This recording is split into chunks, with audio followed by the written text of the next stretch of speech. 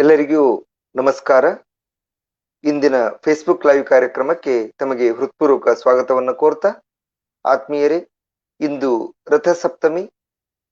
ಈ ರಥಸಪ್ತಮಿಯ ದಿನದಂದು ತಮ್ಮೆಲ್ಲರಿಗೂ ಕೂಡ ಹೃತ್ಪೂರ್ವಕ ಶುಭಾಶಯಗಳನ್ನ ಹೇಳ್ತಾ ಇದ್ದೀನಿ. ಈಗ ಕಳೆದ ಜನವರಿ 14ರಂದು ಸಂಕ್ರಾಂತಿಯ ದಿನ ಸೂರ್ಯ ಪಥವನ್ನು ಬದಲಿಸಿದ. ಇಂದು ರಥಸಪ್ತಮಿಯ ದಿನ ಆತ ರಥವನ್ನ ಏರ್ತಾನೆ ಅಂತ ಹೇಳಿ ಒಂದು ಪ್ರತೀತಿ ನಮ್ಮ ಭಾರತೀಯ ಸಂಸ್ಕೃತಿಯಲ್ಲಿ.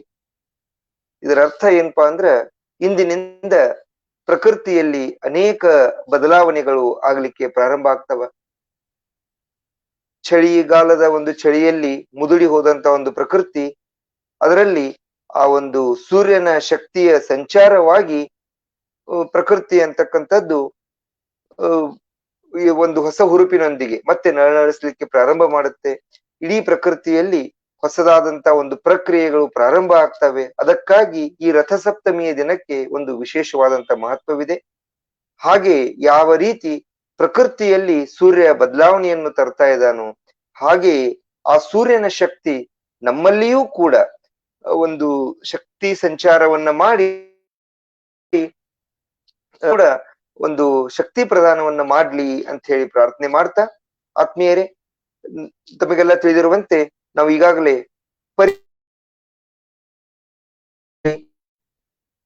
ಒಂದು ಸಿರೀಸ್ ಅಥವಾ ಫೇಸ್ಬುಕ್ ಲೈವ್ ನಲ್ಲಿ ಸಾಕಷ್ಟು ವಿಡಿಯೋಗಳನ್ನ ನೋಡ್ತಾ ಬರ್ತಾ ಇದ್ದೀವಿ. ಒಂದು ಪರಿಪೂರ್ಣ ವ್ಯಕ್ತಿತ್ವದ ನಿರ್ಮಾಣ ಯಾಕೆ ಆಗ್ಬೇಕು ಅನ್ನೋದು ತಿಳಿದ್ರೆ ಈ ವಿಡಿಯೋಗಳ ಮಹತ್ವ ಏನು ಅನ್ನೋದು ನಮಗ್ ತಿಳಿಯುತ್ತೆ. ಆತ್ಮೀಯರೇ, ಸುಮಾರು 700 ಕೋಟಿಗೂ ಮೀರಿ ಜಗತ್ತಿನಲ್ಲಿ ಜನ ಇದ್ದಾರೆ, ಹೌದಲ್ವಾ? ಇವತ್ತಿನ ದಿನ ಜನಸಂಖ್ಯೆ ನೋಡಿದ್ರೆ 700 ಕೋಟಿಗೂ ಮೀರಿ ಜನಸಂಖ್ಯೆ ಇದೆ. ಅಷ್ಟು ಜನರಲ್ಲಿ ಎಷ್ಟು ಜನ ಇನ್ನೊಬ್ಬರಿಗೆ ಆದರ್ಶಪ್ರಾಯರಾಗಿ ಬದುಕ್ತಾರೆ? ಎಷ್ಟು ಜನ ಈ ಭೂಮಿಯಲ್ಲಿ ಹುಟ್ಟಿದ್ದಕ್ಕೆ ತಮ್ಮ ವ್ಯಕ್ತಿತ್ವದ ಒಂದು ಛಾಪನ್ನ, ಒಂದು ಛಾಯೆಯನ್ನ ಬಿಟ್ಟು ಹೋಗ್ತಾರೆ ಅಂತಕ್ಕಂಥದ್ದು ನೋಡಿದ್ರೆ ಅದು ಬಹಳ ಬೆರಳೆಣಿಕೆಯಷ್ಟು.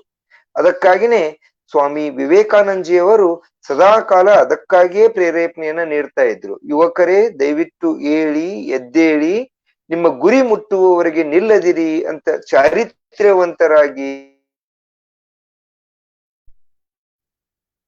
ಅವರು ಸಾಕಷ್ಟು ಪ್ರೇರಣೆಯನ್ನ ಏನ್ ನೀಡ್ತಾ ಇದ್ರು. ಅದೆಲ್ಲದರ ಹಿಂದಿನ ಉದ್ದೇಶ ಏನಿತ್ತಪ್ಪ ಅಂದ್ರ ಸಮರ್ಥ ವ್ಯಕ್ತಿತ್ವ ನಿರ್ಮಾಣ ಅಥವಾ ಪರಿಪೂರ್ಣ ವ್ಯಕ್ತಿತ್ವ ನಿರ್ಮಾಣ, ಪರಿಪೂರ್ಣ ವ್ಯಕ್ತಿತ್ವ ವಿಕಸನ ಅನ್ನುವಂಥದ್ದು. ಸೊ ಅದರ ಅಡಿಯಲ್ಲಿ ಈಗಾಗಲೇ ನಾವು 2 ಆಯಾಮಗಳನ್ನ ನೋಡಿದೀವಿ. ಒಂದನೇ ಆಯಾಮ ಅದು ಫಿಸಿಕಲ್ ಸ್ಟ್ರೆಂತ್, ನಮ್ಮ ಭೌತಿಕ ಸಾಮರ್ಥ್ಯ, ನಮ್ಮ ಸದೃಢ ಶರೀರವನ್ನ ಯಾವ ರೀತಿ ನಾವು ರೂಪಿಸ್ಕೊಳ್ಬಹುದು ಅನ್ನೋದು ಮೊದಲನೇ ಆಯಾಮವಾದ್ರೆ, ನಮ್ಮ ಬೌದ್ಧಿಕ ಸಾಮರ್ಥ್ಯ, ಇಂಟೆಲೆಕ್ಚುವಲ್ ಸ್ಟ್ರೆಂತ್, ನಮ್ಮ ಬುದ್ಧಿಯನ್ನ ಯಾವ ರೀತಿ ನಾವು ನಿರ್ಮಾಣ ಮಾಡಿಕೊಳ್ಬಹುದು, ಯಾವ ರೀತಿ ನಮ್ಮ ಬೌದ್ಧಿಕ ಸಾಮರ್ಥ್ಯದ ವಿಕಸನ ಮಾಡಿಕೊಳ್ಬಹುದು ಅನ್ನೋದು ಎರಡನೇ ಆಯಾಮ. With due respect to the all the literature of Swami Vivekananda and Ramakrishna Ashrama, I am conducting this Facebook live. ಏಕೆಂದ್ರೆ ಈ ಜ್ಞಾನವು ಕೂಡ ನನಗೆ ಆ ಸ್ವಾಮಿ ವಿವೇಕಾನಂದಜಿಯವರ ಪುಸ್ತಕಗಳನ್ನ ಓದಿದ್ರಿಂದ ಅಥವಾ ಇನ್ನೂ ಅನೇಕ ಮಹನೀಯರ ಪುಸ್ತಕಗಳನ್ನು ಓದಿದ್ರಿಂದ ಬಂದಿದ್ದು. With due respect to all the masters of the universe, I am just sharing the knowledge which they have imparted to the world. That's all. So just I am bringing that knowledge to you through this Facebook live. So ಈಗ ನಾವು 2 ಆಯಾಮಗಳನ್ನ ನೋಡಿದೀವಿ. ಒಂದು physical strength, ಎರಡನೇದು intellectual strength. ಈಗ ಮೂರನೇದಾಗಿ ನಾವು ನೋಡ್ತಾ ಇರೋದು ಮಾರಲ್ ಸ್ಟ್ರೆಂತ್, ಅಂದ್ರೆ ನೈತಿಕ ಸಾಮರ್ಥ್ಯ. ನಮ್ಮ ವ್ಯಕ್ತಿತ್ವದಲ್ಲಿ ನೈತಿಕ ಸಾಮರ್ಥ್ಯದ ಪಾತ್ರ ಏನು? ನೈತಿಕತೆಗೂ ವ್ಯಕ್ತಿತ್ವಕ್ಕೂ ಏನು ಒಂದು ಸಂಬಂಧ ಇದೆ ಅನ್ನುವಂಥದ್ದನ್ನ ನಾವು ನೋಡಿದ್ರೆ, ನಾವು ಸಾಕಷ್ಟು ಹಣವಂತರಾಗಿರಬಹುದು, ನಾವು ಸಾಕಷ್ಟು ವಿದ್ಯಾವಂತರಾಗಿರಬಹುದು, ಅಥವಾ ಸಾಕಷ್ಟು ಬಲಶಾಲಿಗಳಾಗಿರಬಹುದು, ಅಥವಾ ನಮಗೆ ಸಾಕಷ್ಟು ಜನ ಜೈ ಜೈಕಾರಗಳನ್ನ ಹಾಕ್ತಾ ಇರಬಹುದು. ನಾವು ಸಾಮಾಜಿಕವಾಗಿ, ರಾಜಕೀಯವಾಗಿ, ಆರ್ಥಿಕವಾಗಿ ಯಾವುದೇ ರಂಗದಲ್ಲಿ ಆದ್ರೂ ಕೂಡ ನಾವು ಸಾಕಷ್ಟು ಮುಂಚೂಣಿಯಲ್ಲಿ ಇದ್ರೂ ಕೂಡ ನಮ್ಮಲ್ಲಿ ನೈತಿಕತೆ ಅನ್ನೋದು ಇರದೇ ಇದ್ರೆ ಅದು ಒಂದು ಪರಿಪೂರ್ಣ ವ್ಯಕ್ತಿತ್ವವಾಗೋದಿಲ್ಲ. ಕೇವಲ ಎಲ್ಲಿಯವರೆಗೂ ನಮ್ಮ ಶರೀರದಲ್ಲಿ ಬಲವಿರುತ್ತೋ ಅಲ್ಲಿಯವರೆಗೆ ಜನ ನಮಗೆ ಒಂದು ಮರ್ಯಾದೆಯನ್ನ ಕೊಡ್ತಾರೆ. ಎಲ್ಲಿಯವರೆಗೆ ನಮ್ಮ ಜೇಬಿನಲ್ಲಿ ದುಡ್ಡು ಇರುತ್ತೋ ಅಲ್ಲಿಯವರೆಗೆ ಮಾತ್ರ ಜನ ನಮಗೆ ಮರ್ಯಾದೆ ಕೊಡ್ತಾರೆ. ಎಲ್ಲಿಯವರೆಗೆ ನಮ್ಮಲ್ಲಿ ಒಂದು ರಾಜಕೀಯ ಒಂದು ಅಧಿಕಾರ ಇರುತ್ತೋ ಅಲ್ಲಿಯವರೆಗೆ ಜನ ಮಾತ್ರ ನಮಗೆ ಮರ್ಯಾದೆ ಕೊಡ್ತಾರೆ. ನಾವು ಯಾವಾಗ ಅವುಗಳನ್ನ ಕಳ್ಕೋತೀವೋ ಆವಾಗ ನಮಗೆ ಇರ್ತಕ್ಕಂಥ ಮರ್ಯಾದೆ ಕೂಡ ತನ್ನಿಂತಾನೆ ಹೋಗುತ್ತೆ. ಆದ್ರೆ ಕೇವಲ ನೈತಿಕ ಸಾಮರ್ಥ್ಯ ಮಾತ್ರ, ನಮ್ಮ ನೈತಿಕತೆ ಮಾತ್ರ ಈ ಎಲ್ಲಕ್ಕೂ ಮಿಗಿಲಾಗಿ ಅದು ನಮಗೆ ಒಂದು ಕೀರ್ತಿಯನ್ನ ಅಥವಾ ಜನಬೆಂಬಲವನ್ನ ಮರ್ಯಾದೆಯನ್ನ ತಂದು ಕೊಡ್ಲಿಕ್ಕೆ ಸಾಧ್ಯ ಇದೆ ಅನ್ನೋದ್ರಿಂದ irrespective of the time we get the recognition or the satisfaction or the peace of mind or the joy if we are strong morally. That is why Vivekananda ji said that we have to acquire the moral strength to develop our integrated personality. Okay, so ಈ moral strength ಅವಶ್ಯಕತೆ ಏನು ಅನ್ನೋದನ್ನ ನಾನು ಈಗ ಕೆಲವೇ ಒಂದು ಚಿಕ್ಕ ಕಥೆಯ ಮುಖಾಂತರ ಹೇಳ್ತೀನಿ ನೋಡ್ರಿ. ಒಬ್ಬ ರೈತನಿರ್ತಾನೆ. ರೈತ ಯಾವಾಗ್ಲೂ ಏನ್ ಬೆಳಿಲಿಕ್ಕೆ ಪ್ರಯತ್ನ ಮಾಡ್ತಾನೆ? ತನ್ನ ಹೊಲದಲ್ಲಿ ಯಾವ್ದಾದ್ರೂ ಬೆಳೆಯನ್ನೇ ಬೆಳಿಲಿಕ್ಕೆ ಪ್ರಯತ್ನ ಮಾಡ್ತಾನೆ. ಆತ ಒಂದು ಒಳ್ಳೆಯ ಕಂಪನಿಯ ಬೀಜಗಳನ್ನು ಅಥವಾ ತಮ್ಮ ಹೊಲದಲ್ಲಿಯೇ ಮುಂಚೆ ಇರತಕ್ಕಂತ ಒಂದು ಬೀಜವನ್ನು ಆತ ಅದನ್ನ ಬಿತ್ತಾನೆ. ಅದಕ್ಕೆ ಸರಿಯಾಗಿ ಮಡಿಗಳನ್ನ ಮಾಡ್ತಾನೆ, ಬೀಜ ಬಿತ್ತಾನೆ, ನೀರ್ ಹಾಯಿಸ್ತಾನೆ, ಗೊಬ್ಬರ ಹಾಕ್ತಾನೆ, ಏನೆಲ್ಲ ಮಾಡ್ತಾನೆ. ಬೆಳೆಯನೂ ಬರ್ಲಿಕ್ಕೆ ಪ್ರಾರಂಭ ಮಾಡುತ್ತೆ ಅವನ ಒಂದು ಶ್ರಮದಿಂದಾಗಿ. ಆದ್ರೆ ಕೇವಲ ಬೆಳೆ ಮಾತ್ರ ಬರುತ್ತಾ? ಇಲ್ಲ, ಬೆಳೆಯೊಂದಿಗೆ ಕಸ ಕೂಡ ಬರ್ಲಿಕ್ಕೆ ಪ್ರಾರಂಭ ಆಗುತ್ತೆ. ರೈತ ಏನಾದ್ರೂ ಕಸದ ಬೀಜ ಏನಾದ್ರೂ ಹೊಲದಲ್ಲಿ ಬಿತ್ತಿರ್ತಾನ? ಇಲ್ಲ, ಆತ ಬೆಳೆಯ ಬೀಜಗಳನ್ನೇ ಬಿತ್ತಿದಾನೆ. ಆದ್ರೆ ಬೆಳೆಯೊಂದಿಗೆ ಕಸವೂ ಕೂಡ ಬೆಳೀತಾ ಇದೆ ಅಂದ್ಮೇಲೆ it is a quite natural phenomena. ಅದು ಅತ್ಯಂತ ಪ್ರಾಕೃತಿಕವಾದಂಥದ್ದು. ಅದನ್ನ ನಾವು ಅವಾಯ್ಡ್ ಮಾಡ್ಲಿಕ್ಕೆ ಸಾಧ್ಯನೇ ಇಲ್ಲ. ನಾವು ಬೆಳೆ ಮಾತ್ರ ಬರ್ಲಿ ಅಂತ ಅನ್ಲಿಕ್ಕೆ ಸಾಧ್ಯ ಇಲ್ಲ, ಬೆಳೆಯ ಜೊತೆ ಕಸ ಕೂಡ ಬರುವುದರೆ. ಆದ್ರೆ ಒಬ್ಬ ಜಾಣ ರೈತ ಮಾತ್ರ ಏನ್ ಮಾಡ್ತಾನೆ? ಆ ಕಸವನ್ನ ತೆಗೆದು ತೆಗೆದು ಕೇವಲ ಬೆಳೆಯನ್ನ ಮಾತ್ರ ಉಳಿಸ್ಕೊತಾನೆ. ನಾವು ಕಸ ತೆಗೆದೇ ಇದ್ರೆ ಏನಾಗುತ್ತೆ ಅಂದ್ರೆ ನಾವು ಹಾಕ್ತಕ್ಕಂತ ಗೊಬ್ಬರ ಅಥವಾ ನೀರು ಎಲ್ಲಾ ಆ ಕಸ ಅಂತಕ್ಕಂಥದ್ದು ನುಂಗಿ ನಮ್ಮ ಬೆಳೆಗೆ ಪೋಷಕಾಂಶಗಳು ಸಿಗೋದಿಲ್ಲ, ನಮ್ಮ ಬೆಳೆ ಉತ್ತಮವಾಗಿ ಬರ್ಲಿಕ್ಕೆ ಸಾಧ್ಯ ಇಲ್ಲ. ಅನ್ನೋದ್ರಿಂದ ಒಬ್ಬ ಒಳ್ಳೆಯ ರೈತ, ಒಬ್ಬ ಜಾಣ ರೈತ ಯಾವಾಗ್ಲೂ ಹೊಲದಲ್ಲಿ ಮತ್ತೇನ್ ಕಸ ಬೆಳೆದಿದೆ ಏನು ಅಂತ ಹೇಳಿ ತೆಗಿತಾ ಇರ್ತಾನೆ. ಅಂದಾಗ ಮಾತ್ರ ಒಳ್ಳೆಯ ಫಸಲನ್ನ ಪಡಿಲಿಕ್ಕೆ ಸಾಧ್ಯ ಇದೆ.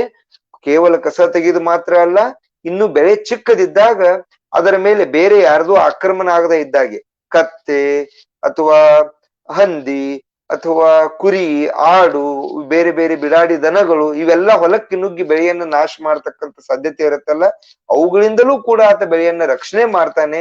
ಅಂದಾಗ ಮಾತ್ರ ಆತ ಯೋಗ್ಯವಾದ ಫಸಲನ್ನ ಪಡಿಲಿಕ್ಕೆ ಸಾಧ್ಯ ಇದೆ. ಅದೇ ರೀತಿ ನಮ್ಮ ಜೀವನವೂ ಕೂಡ ಆ ಒಂದು ರೈತ ಬೆಳೀತಕ್ಕಂಥ ಹೊಲ ಇದ್ದಾಗನೆ.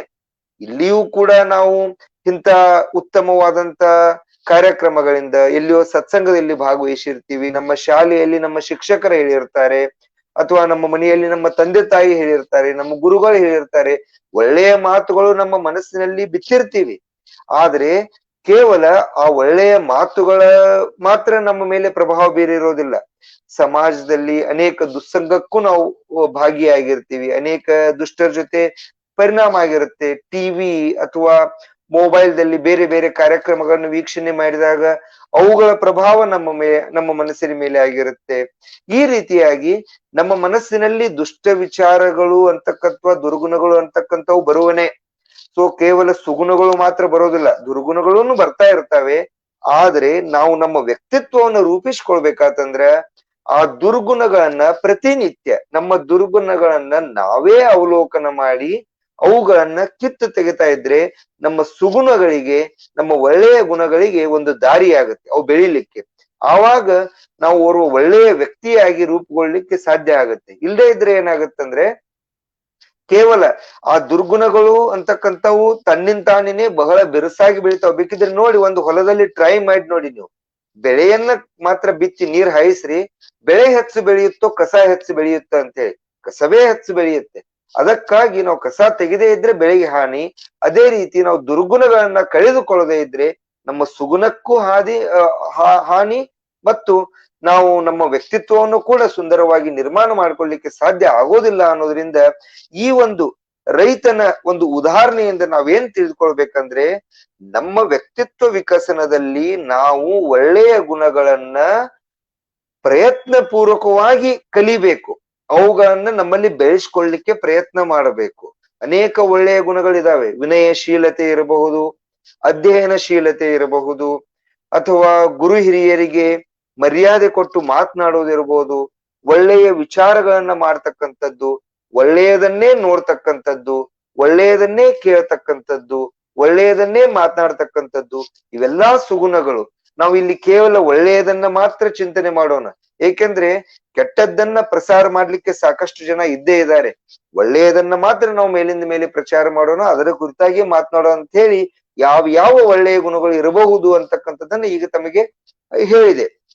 ಹೀಗಾಗಿ ಈ ಒಂದು ಪ್ರಪಂಚದಲ್ಲಿ ಯಾಕೆ ಸ್ವಾಮೀಜಿಯವರು ಅಷ್ಟು ಒಂದು ಈ ನೈತಿಕ ಸಾಮರ್ಥ್ಯಕ್ಕೆ ಮಹತ್ವವನ್ನು ಕೊಟ್ರಂದ್ರ, ಜಗತ್ತಿನಲ್ಲಿ ನೀವು ಯಾರನ್ನೇ ನೋಡ್ರಿ, ಹೆಣ್ಣು ಗಂಡು, ಕಲಿತವರು ಕಲಿಯದವರು, ಗ್ರಾಮಸ್ಥರು ನಗರದವರು, ಪಾಶ್ಚಿಮಾತ್ಯರು ಪೌರಾತ್ಯರು, ಗುಡ್ಗಾಡಿನಲ್ಲಿ ನೆಲೆಸಿರುವವರು, ಬರಗಾಲ ಪ್ರದೇಶದಲ್ಲಿ ನೆಲೆಸಿರುವವರು, ಅಥವಾ ಹಸಿರು ನೆಲದಲ್ಲಿ ನೆಲೆಸಿರುವವರು, ನೀವು ಯಾರನ್ನೇ ಉದಾಹರಣೆಯಾಗಿ ತೆಗೆದುಕೊಳ್ಳಿ, ಯಾರನ್ನೇ ಕುರಿತು ಅವಲೋಕನ ಮಾಡಿ, ಪ್ರತಿಯೊಬ್ಬರಲ್ಲಿಯೂ ಈ ಸ್ವಾರ್ಥ ಮತ್ತು ಭ್ರಷ್ಟಾಚಾರ ಅಂತಕ್ಕಂಥದ್ದು ಅತ್ಯಂತ ಸಾಮಾನ್ಯವಾಗಿ ಹಾಸುಹೊಕ್ಕಾಗಿದೆ. ಭ್ರಷ್ಟಾಚಾರ ಅಂತಕ್ಕಂಥ ಶಬ್ದವನ್ನ ನಾನು ಉಪಯೋಗಿಸಿದಾಗ ಅದು ಕೇವಲ ಹಣದ ಭ್ರಷ್ಟಾಚಾರ ಮಾತ್ರವಲ್ಲ. ಹಣದ ಭ್ರಷ್ಟಾಚಾರವಂತೂ ತಾಂಡವಾಡ್ತಾನೆ ಇರುತ್ತೆ. ಹಣದ ಭ್ರಷ್ಟಾಚಾರಕ್ಕೂ ಮಿಗಿಲಾಗಿ ಅನೇಕ ರೀತಿಯ ಭ್ರಷ್ಟಾಚಾರಗಳನ್ನ ನಾವು ಜಗತ್ತಿನಲ್ಲಿ ನೋಡ್ತೀವಿ. ಅದು ಬುದ್ಧಿಯ ಭ್ರಷ್ಟಾಚಾರವಿರಬಹುದು, ಭಾವನೆಗಳ ಭ್ರಷ್ಟಾಚಾರವಿರಬಹುದು, ಮಾನಸಿಕ ಭ್ರಷ್ಟಾಚಾರ ಇರಬಹುದು, ಅನೇಕ ರೀತಿ ಭ್ರಷ್ಟಾಚಾರಗಳನ್ನ ನೋಡ್ತೀವಿ. ಅಥವಾ ನಾವು ಇನ್ನೊಬ್ಬರ ಮೇಲೆ ಅನ್ಡ್ಯೂ ಇನ್ಫ್ಲೂಯೆನ್ಸ್ ಮಾಡ್ತಾ ಇರ್ತೀವಿ, ಇನ್ನೊಬ್ಬರ ಜೀವನದಲ್ಲಿ ಅನ್ಡ್ಯೂ ಇನ್ಫ್ಲೂಯೆನ್ಸ್ ಮಾಡ್ತಾ ಇರ್ತೀವಿ, ಅದು ಕೂಡ ಒಂದು ರೀತಿಯ ಭ್ರಷ್ಟಾಚಾರವೇ. ಆದ್ದರಿಂದ ಈ ಜಗತ್ತು ಅಂತಕ್ಕಂಥದ್ದು ಭ್ರಷ್ಟಾಚಾರಕ್ಕೆ ಹೊರತಾಗಿಲ್ಲ. ಹಾಗಿದ್ರೆ ನಾವು ಜಗತ್ತನ್ನ ಬರೀ ದೂರ್ತಾ ಕೂಡೋದ, ಜಗತ್ನಲ್ಲಿ ಅದು ಸರಿ ಇಲ್ಲ, ಇದು ಸರಿ ಇಲ್ಲ, ಸಮಾಜ ಕೆಟ್ಟೋಗಿದೆ, ಕಾಲ ಕೆಟ್ಟೋಗಿದೆ, ರಾಜಕಾರಣಿಗಳು ಕೆಟ್ಟಿದ್ದಾರೆ, ಮಕ್ಕಳು ಕೆಟ್ಟಿದ್ದಾರೆ, ತಂದೆ ತಾಯಿ ಸರಿಯಾಗಿ ನೋಡ್ಕೊಳ್ತಾ ಇಲ್ಲ, ಗುರುಗಳು ಕೆಟ್ಟಿದ್ದಾರೆ, ಶಿಕ್ಷಕರು ಕೆಟ್ಟಿದ್ದಾರೆ, ಪ್ರತಿಯೊಬ್ಬರ ಬಗ್ಗೆನೂ ದೂಷಣೆ ದೂಷಣೆ ದೂಷಣೆ. ಬರೀ ದೂಷಣೆ ಮಾಡೋದ್ರಿಂದ ಏನಾದ್ರೂ ಸುಧಾರಣೆ ಆಗತ್ತ? ಇಲ್ಲ, ನಿಶ್ಚಿತವಾಗಿಯೂ ಇಲ್ಲ. ಇದನ್ನ ನಾವು ಬರೆದಿಟ್ಕೊಳ್ತಕ್ಕಂಥದ್ದು. ದೂಷಣೆ ಮಾಡೋದ್ರಿಂದ ಎಂದೂ ಜಗತ್ತನ್ನ ಸುಧಾರಣೆ ಮಾಡ್ಲಿಕ್ಕೆ ಸಾಧ್ಯ ಇಲ್ಲ. ಒಂದು ವೇಳೆ ದೂಷಣೆಯಿಂದ ಜಗತ್ತು ಸುಧಾರಣೆ ಆಗುವಂತದ್ದಿದ್ರೆ ಇಷ್ಟೊಂದು ಟಿವಿ ಚಾನೆಲ್ಗಳು, ಇಷ್ಟೊಂದು ಒಂದು ರಾದ್ಧಾಂತಗಳನ್ನು ಹೊರ ಹಾಕ್ತಾ ಇರ್ತವೆ, ಪ್ರತಿಯೊಬ್ಬರ ಕುರಿತು ಏನೆಲ್ಲವನ್ನ ಪ್ರಚಾರ ಮಾಡ್ತವೆ, ಯಾರೆಲ್ಲರನ್ನ ಬೈತಾರೆ. ಜಗತ್ತಿನಲ್ಲಿ ಪ್ರತಿಯೊಬ್ಬರು ಕಟ್ಟೆ ಕುರಿತು ಇದೇ ಹರಟೆಯ ಮಾತುಗಳಲ್ಲಿ ಒಬ್ರು ಇನ್ನೊಬ್ಬರನ್ನ ದೂಷಣೆ ಮಾಡೋದನ್ನೇ ಮಾಡ್ತಾ ಇರ್ತಾರೆ. ಆದ್ರೆ ಯಾರಾದ್ರೂ ಸುಧಾರಣೆ ಆಗಿದ ಉದಾಹರಣೆಗಳಿದಾವ? ಇಲ್ಲ. ಅದಕ್ಕಾಗಿ ಸೂತ್ರ ಏನು? ಹಾಗಾದ್ರೆ ಮತ್ತೆ ಏನ್ ಮಾಡಬೇಕು? ಹಾಗಾದ್ರೆ ಈ ಒಂದು ಸುಧಾರಣೆಯ ಆಶೆಯನ್ನೇ ನಾವು ಬಿಡಬೇಕಾ? ಇಚ್ಛೆಯನ್ನೇ ನಾವು ಬಿಡಬೇಕಾ? ಇಲ್ಲ, ಬಿಡಬೇಕಾಗಿಲ್ಲ. ಇದಕ್ಕೆ ಒಂದು ಸೂತ್ರ ಇದೆ. ಆ ಸೂತ್ರ ಏನಪ್ಪಾ ಅಂದ್ರೆ, ಆ ಫಾರ್ಮುಲಾ ಏನಂದ್ರೆ, you better be the change which you want to see in the world. You better be the change, or you first be the change which you want to see in the world. ಜಗತ್ತಿನಲ್ಲಿ ಯಾವ ಬದಲಾವಣೆಯನ್ನ ನೀವು ಕಾಣಲು ಬಯಸುತ್ತೀರೋ, ಮೊದಲು ಆ ಬದಲಾವಣೆಯನ್ನ ನಿಮ್ಮಲ್ಲಿ ತಂದುಕೊಳ್ಳಿ. ಆವಾಗ ಆಟೋಮೆಟಿಕ್ ಆಗಿ ನಿಮ್ಮಿಂದ ಆ ಬದಲಾವಣೆ ಅಂತಕ್ಕಂಥದ್ದು ಜಗತ್ತಿಗೆ ಪ್ರಾರಂಭ ಆಗುತ್ತೆ ಅನ್ನೋದ್ರಿಂದ, that is the only formula to improve the world. That is by improving myself I can improve the world. This is the formula. So ಮೊದಲು ನನ್ನಲ್ಲಿ ಸುಧಾರಣೆಯನ್ನ ತಂದುಕೊಳ್ಳುವ ಸಲುವಾಗಿನೇ ಈ ಇಂಟಿಗ್ರೇಟೆಡ್ ಪರ್ಸನಾಲಿಟಿ ಡೆವಲಪ್ಮೆಂಟ್ ಸಿರೀಸ್, ಪರಿಪೂರ್ಣ ವ್ಯಕ್ತಿತ್ವ ವಿಕಸನದ ಈ ಒಂದು ಸಿರೀಸ್ ಅನ್ನ ನಾನು ಮಾಡ್ತಾ ಇರೋದು ಅದಕ್ಕಾಗಿನೇ. ಪ್ರತಿಯೊಬ್ಬರೂ ನಮ್ಮನ್ನ ನಾವು ನೋಡಿಕೊಳ್ಳೋಣ. ನಮ್ಮಲ್ಲಿ ಏನು ಕೊರತೆಗಳಿದಾವೆ, ನಮ್ಮಲ್ಲಿ ಏನು ದುರ್ಗುಣಗಳಿದಾವೆ, ನಮ್ಮಲ್ಲಿ ಏನು ತೊಂದರೆಗಳಿದಾವೆ, ನಾವು ಯಾಕೆ ಒಬ್ಬ ಪಕ್ಕಾ ರಾಷ್ಟ್ರ ಪ್ರೇಮಿಯಾಗಿ, ಯೋಗ್ಯ ರಾಷ್ಟ್ರ ಪ್ರೇಮಿಯಾಗಿ ರೂಪುಗೊಳ್ಳಿಕ್ಕೆ ಸಾಧ್ಯ ಆಗ್ತಾ ಇಲ್ಲ? ಅಥವಾ ನಾನು ಯಾಕೆ ಒಬ್ಬ ಯೋಗ್ಯ ಮಗನಾಗಿ ರೂಪುಗೊಳ್ಳಿಕ್ಕೆ ಸಾಧ್ಯ ಆಗ್ತಾ ಇಲ್ಲ? ಅಥವಾ ನಾನು ಯಾಕೆ ಒಬ್ಬ ಯೋಗ್ಯ ತಂದೆ ತಾಯಿಯಾಗಿ ರೂಪುಗೊಳ್ಳಿಕ್ಕೆ ಸಾಧ್ಯ ಆಗ್ತಾ ಇಲ್ಲ? ನಾನು ಯಾಕೆ ಒಬ್ಬ ಯೋಗ್ಯ ಶಿಕ್ಷಕನಾಗಿ ರೂಪುಗೊಳ್ಳಿಕ್ಕೆ ಸಾಧ್ಯ ಆಗ್ತಾ ಇಲ್ಲ? ಈ ರೀತಿ ಪ್ರತಿಯೊಬ್ಬರು, ಅಥವಾ ನಾನು ಯಾಕೆ ಒಬ್ಬ ಯೋಗ್ಯ ವಿದ್ಯಾರ್ಥಿಯಾಗಿ, ಒಬ್ಬ ಯೋಗ್ಯ ಯುವಕನಾಗಿ, ಒಬ್ಬ ಈ ರಾಷ್ಟ್ರದ ಯೋಗ್ಯ ಪ್ರಜೆಯಾಗಿ ರೂಪುಗೊಳ್ಳಿಕ್ಕೆ ಸಾಧ್ಯ ಆಗ್ತಾ ಇಲ್ಲ ಅಂತೇಳಿ ಪ್ರತಿಯೊಬ್ರು ನಮ್ಮನ್ನ ನಾವು ಅವಲೋಕನ ಮಾಡಿಕೊಂಡಾಗ ನಮಗೆ ಆ ಒಂದು ಸ್ಪಷ್ಟತೆ ಅಂತಕ್ಕಂಥದ್ದು ಬರುತ್ತೆ. ಅದಕ್ಕಾಗಿ ಈ ಒಂದು ಪರಿಪೂರ್ಣ ವ್ಯಕ್ತಿತ್ವ ವಿಕಸನದ ಈ ಒಂದು ವಿಡಿಯೋ ಸಿರೀಸ್ ಏನಿದೆಯಲ್ಲ, ಈ ಸಿರೀಸ್ ಅನೇಕ ವಿಡಿಯೋಗಳು ನಿಮಗೆ ಮಾರ್ಗದರ್ಶಿ ಆದರೆ ಅದು ಈ ಒಂದು ಪ್ರಯತ್ನ ಸಾರ್ಥಕ ಆದಂತೆ ಅಂತ ಹೇಳಿ ನಾನು ಹೇಳಲಿಕ್ಕೆ ಇಚ್ಛೆ ಪಡ್ತೀನಿ. ಯಾಕೆಂದ್ರೆ ಇಲ್ಲಿ ಕೆಲವೊಂದ್ಸಾರಿ ಏನಾಗತ್ತೆ, ಮನೆಯಲ್ಲಿ ತಂದೆ ತಾಯಿ ಹೇಳ್ತಾ ಇರಬೇಕಾದ್ರೆ ಅಥವಾ ಇನ್ನೊಬ್ರು ಸ್ನೇಹಿತರು ಬಂಧು ಬಳಗ ಹೇಳ್ತಾ ಇರಬೇಕಾದ್ರೆ ಬರೀ ನನಗ್ ಬುದ್ಧಿನೇ ಹೇಳೋದು ಮಾಡ್ತಾರೆ ಅಂತ ಹೇಳಿ ನಾವು ಅಲ್ಲಿ ಅವಾಯ್ಡ್ ಮಾಡ್ತಾ ಇರ್ತೀವಿ, ಅಥವಾ ಕೇಳಿಯೂ ಕೇಳಿಸ್ಲಾರ್ದಾಗೆ ಜಾನ ಕಿವುಡನ್ನ ಪ್ರದರ್ಶನ ಮಾಡ್ತಾ ಇರ್ತೀವಿ. ಆದ್ರೆ ಯುವಕರೇ, ವಿದ್ಯಾರ್ಥಿಗಳೇ, ಸ್ನೇಹಿತರೆ, ಅದು ಯಾರೇ ನಮ್ಗೆ ಏನೇ ಹೇಳಿ ನಮ್ಮ ಕಳಕಳಿಯಿಂದ ಹೇಳ್ತಾರೆ, ನಮ್ಮ ಮೇಲಿನ ಕಾಳಜಿಯಿಂದ ಹೇಳ್ತಾರೆ ಅನ್ನೋದ್ರಿಂದ ಅಲ್ಲಿ ನಮ್ಮ ಅಹಮಿಕೆ ಅಡ್ಡ ಬಂದ್ರೂ ಕೂಡ ಈ ವಿಡಿಯೋಗಳನ್ನ ನೋಡಿ ನಮ್ಮ ಕುರಿತು ನಾವು ವಿಚಾರ ಮಾಡ್ಲಿಕ್ಕೆ ಏನು ತೊಂದರೆ ಇಲ್ವಲ್ಲ.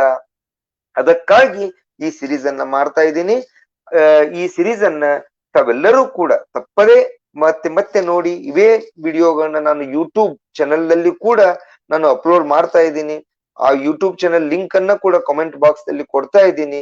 ಇಲ್ಲಿ ಫೇಸ್ಬುಕ್ ಲೈವ್ ದಲ್ಲಿ ತಾವು ನೋಡ್ಲು ಸಾಧ್ಯ ಆಗದೇ ಇದ್ರೆ ಅವುಗಳನ್ನ ಅಥವಾ ಹಿಂದಿನ ವಿಡಿಯೋಗಳನ್ನ ನೋಡ್ಲಿಕ್ಕೆ ತಾವು ನನ್ನ ಯೂಟ್ಯೂಬ್ ಚಾನೆಲ್ ನಲ್ಲಿ ಕೂಡ ವೀಕ್ಷಣೆ ಮಾಡಬಹುದು. ಅಲ್ಲಿ ತಮ್ಮ ಅಭಿಪ್ರಾಯಗಳನ್ನ ದಯವಿಟ್ಟು ತಮ್ಮ ಕಾಮೆಂಟ್ಸ್ ಗಳನ್ನ ತಿಳಿಸಿ.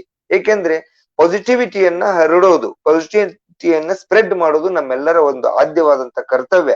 ಈ ದೇಶದ ಪ್ರಜೆಗಳಾಗಿ, ಈ ಸಮಾಜದ ಒಳ್ಳೆಯ ನಾಗರಿಕರಾಗಿ ಒಳ್ಳೆಯತನವನ್ನ ಹರಡೋಣ ಅಂತ ಹೇಳ್ತಾ, ಒಂದು ಕೊನೆಯದಾಗಿ ಒಂದು ಅತ್ಯಂತ ಸುಂದರವಾದಂತ ದೃಷ್ಟಾಂತ ಇದೆ.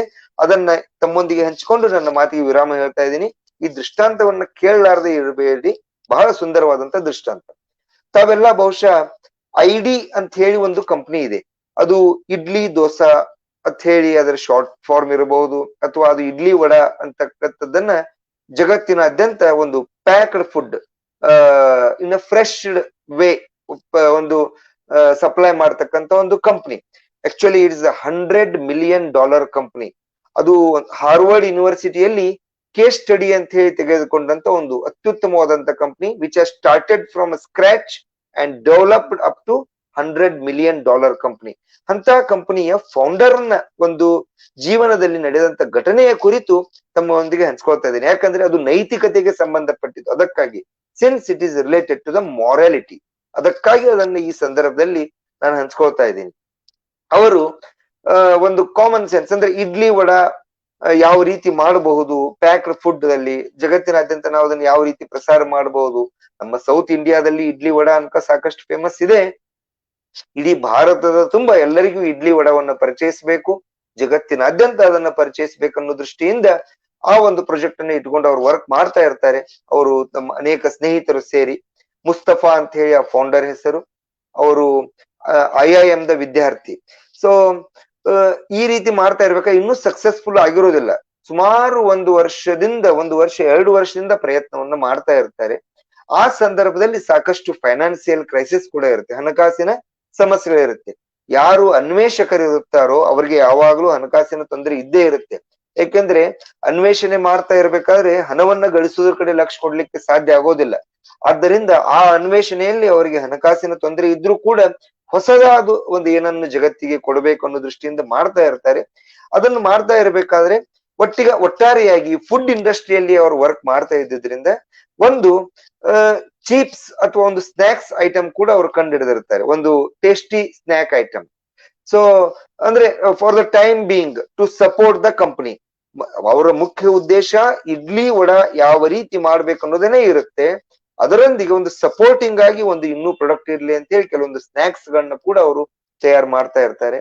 ಆ ಸ್ನಾಕ್ಸ್ ಬಹಳ ಉತ್ಕೃಷ್ಟವಾದಂತದ್ದಿರುತ್ತೆ, ಬಹಳ ಟೇಸ್ಟಿ ಆಗಿರುತ್ತೆ. ಬೈ ದ ಕೋ ಇನ್ಸಿಡೆನ್ಸ್ ಏನಾಗುತ್ತೆ, ಒಂದು 5 ಸ್ಟಾರ್ ಹೋಟೆಲ್ ಓರ್ವ ಶೆಫ್ ಅಥವಾ ಮಾಲೀಕನಿಗೆ ಅದು ಹಿಡ್ಸುತ್ತೆ. ಇದು ಒಳ್ಳೆ ಸ್ನಾಕ್ಸ್ ಇದೆಯಲ್ಲ, ಇದನ್ನ ಯಾರು ತಯಾರು ಮಾಡ್ತಾ ಇದ್ದಾರೆ ಅಂತ ಹೇಳಿ ಆತ ಇವರಿಗೆ ಕಾಲ್ ಮಾಡ್ತಾನೆ, ಕರೆಸ್ತಾನೆ ಮುಸ್ತಫಾ ಅವ್ರನ್ನ, the founder of the ID company. ಅವರನ್ನ ಕರೆಯಿಸಿ ಅವರೊಂದಿಗೆ ಡಿಸ್ಕಸ್ ಮಾಡ್ತಾನೆ. ಇಲ್ಲ, ನಿಮ್ಮ ಸ್ನಾಕ್ಸ್ ಬಹಳ ನನಗೆ ಲೈಕ್ ಆಯ್ತು. It has got a unique taste. ನಾವು 5 ಸ್ಟಾರ್ ಹೋಟೆಲ್ದವ್ರು ಅನ್ನೋದ್ರಿಂದ we always want to serve our customer with something unique. ಅದು ಮಾರುಕಟ್ಟೆಯಲ್ಲಿ ಉಳಿದ ಚಿಕ್ಕ ಪುಟ್ಟ ಹೋಟೆಲ್ಗಳಲ್ಲಿ ಅಥವಾ ರೆಸ್ಟೋರೆಂಟ್ಗಳಲ್ಲಿ ಸಿಗಲಾರದಂತ ಒಂದು ವಿಶೇಷ ವಸ್ತುವನ್ನ ನಾವು ನಮ್ಮ ಹೋಟೆಲ್ನಲ್ಲಿ ಅವೈಲೇಬಲ್ ಮಾಡ್ಬೇಕಂತ ನಮ್ಮ ಇಚ್ಛೆ ಇದೆ. Always V strive for that. ಅದಕ್ಕಾಗಿ ನಿಮ್ಮ ಈ ಒಂದು ಸ್ನಾಕ್ಸ್ ಐಟಮ್ ನಮಗೆ ಬಹಳ ಹಿಡಿಸಿದೆ. ನಾವು we want to purchase some thousands of kgs of this snacks because we want to supply this particular item to the all the chains of hotels which we have in India and outside India also. So ಅದಕ್ಕಾಗಿ ನೀವು ನಮ್ಮ ಜೊತೆ ಒಂದು contract ಮಾಡ್ಕೋಬೇಕು, ಮೋನೋಪಾಲಿ contract. ಕೇವಲ ನಮಗೆ ಮಾತ್ರ ಈ ಐಟಮ್ ಅನ್ನ ಸಪ್ಲೈ ಮಾಡಬೇಕು, ಮತ್ತೆ ಯಾರಿಗೂ ಸಪ್ಲೈ ಮಾಡ್ಲಿಕ್ಕೆ ಮಾಡಬಾರ್ದು ಅಂತೇಳಿ. ಅದನ್ನು ಕೇಳಿ ಇವರಿಗೆ ಬಹಳ ಹುರುಪಾಗುತ್ತೆ. ಓ, ಕನಿಷ್ಠ ಈಗಾದ್ರೂ ನಮ್ಮ ಒಂದು ಪ್ರಯತ್ನಕ್ಕೆ ಫಲ ಸಿಗ್ತಲ್ಲ. 2 ವರ್ಷದಿಂದ ನಾವು ದುಡಿತಾ ಇದೀವಿ, ಕಂಪನಿ ಹಣಕಾಸಿನ ತೊಂದರೆಯಲ್ಲಿ ಸಿಲುಕಿದೆ. ಈಗ ಈ ಒಂದು ಆರ್ಡರ್ ಬರೋದ್ರಿಂದ ನಮ್ಮ ಮೇನ್ ಪ್ರಾಜೆಕ್ಟ್ ಗೆ ಬಹಳ ಹೆಲ್ಪ್ಫುಲ್ ಆಗುತ್ತೆ, ನಾವು ಸರ್ವೈವ್ ಆಗ್ಲಿಕ್ಕೆ ಬಹಳ ಹೆಲ್ಪ್ಫುಲ್ ಆಗುತ್ತೆ ಅಂತ ತಿಳ್ಕೊಂಡು ಬಹಳ ಖುಷಿ ಆಗತ್ತೆ. ಆದ್ರೆ ಮಾತುಗಳಲ್ಲಿ ಆ ಒಂದು 5 ಸ್ಟಾರ್ ಹೋಟೆಲ್ ಆ ಮಾಲೀಕ ಏನ್ ಹೇಳ್ತಾರಂದ್ರೆ, ಅಥವಾ the person or the manager who had come for to enter into the contract, ಆತ ಏನ್ ಹೇಳ್ತಾನಂದ್ರೆ, actually we are planning to use this snacks with the alcohol which we supply in our bars. ನಮ್ಮ 5 star ಹೋಟೆಲ್ಗಳಲ್ಲಿ ಬಾರ್ಗಳಲ್ಲಿ ನಾವು supply ಮಾಡ್ತಕ್ಕಂತ ಒಂದು drinks ಜೊತೆ wine ಅಥವಾ what ever it may be alcohol products, ಅದರ ಜೊತೆ ಕಸ್ಟಮರ್ಗೆ ಇದು ಟೇಸ್ಟಿ ಆಗಿರ್ಲಿ ಅಂತ ತಿಳ್ಕೊಂಡು ಇದನ್ನ ನಾವು ಸಪ್ಲೈ ಮಾಡ್ಬೇಕು ಅಂತ ಹೇಳಿ ಬಯಸಿದೀವಿ ಅಂತ ಹೇಳಿ ಆತ ತನ್ನ ಇಂಟೆನ್ಷನ್ ಅನ್ನ ಹೇಳ್ತಾನೆ. Immediately after listening to this, he was put into shock, the founder of the ID company, because it didn't match with his ethics. ಆತನ ಒಂದು ವ್ಯಾಲ್ಯೂಸ್ ಜೊತೆ, ಆತನ ಮೌಲ್ಯಗಳ ಜೊತೆ ಈ ಒಂದು ಮಾತು ಹೊಂದಾಣಿಕೆ ಆಗ್ಲಿಲ್ಲ. ಆತ ತನ್ನ ಪಾರ್ಟ್ನರ್ಸ್ ಜೊತೆ ಡಿಸ್ಕಸ್ ಮಾಡ್ತಾನೆ. ಕೆಲವೊಬ್ರು ಪಾರ್ಟ್ನರ್ ಹೇಳ್ತಾರೆ, ಅಯ್ಯೋ ಎಲ್ಲಿ ಮೌಲ್ಯಗಳು, ಎಲ್ಲಿ ಎಥಿಕ್ಸ್, ಎಲ್ಲಿ ನೈತಿಕತೆ, ಅದನ್ನ ಬಿಟ್ ಬಿಡಪ್ಪ, ನಮ್ ಕಂಪನಿ ಸರ್ವೈವ್ ಆಗೋದು ಈಗ ಇಂಪಾರ್ಟೆಂಟ್ ಇದೆ. ಬೆಂಗಳೂರಿನಂತ ಊರಿನಲ್ಲಿ ನಮ್ಮ ಸರ್ವೈವಲ್ ಅನೇ it has become a big question for us.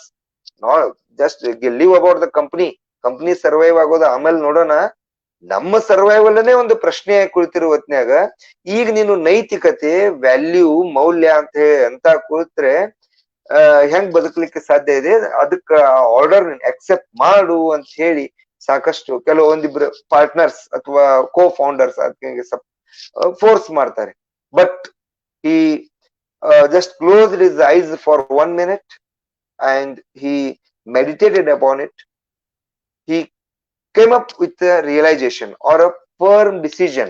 ಒಂದು ethics or business ಯಾವುದು ಇಂಪಾರ್ಟೆಂಟ್ ಅಂತಕ್ಕಂಥದ್ದು ಬಹಳ ದೀರ್ಘವಾಗಿ ವಿಚಾರ ಮಾಡಿ ಆತ ಏನ್ ವಿಚಾರ ಮಾಡ್ತಾನೆ, whether we want to collaborate with the drinkers in the society or whether we want to collaborate with the mothers in the society.